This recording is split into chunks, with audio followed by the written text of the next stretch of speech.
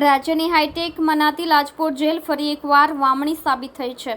સુરતની લાજપોર જેલમાં એક કાચા કામના કેદીને માથાના ભાગે ગંભીર ઈજા પહોંચી હતી, જેથી પ્રાથમિક સારવાર જેલમાં આપ્યા બાદ વધુ સારવાર માટે સિવિલ હોસ્પિટલ ખસેડવામાં આવ્યો હતો।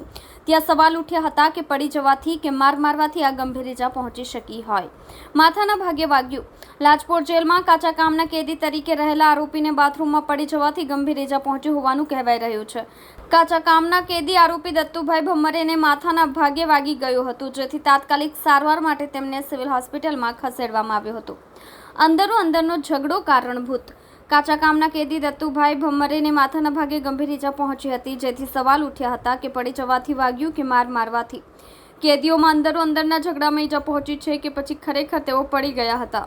જો કે પડી જવાથી આટલી ગંભીર ઈજા પહોંચે તેવી શક્યતા હોતી નથી, જેથી તપાસની માંગ ઉઠી છે।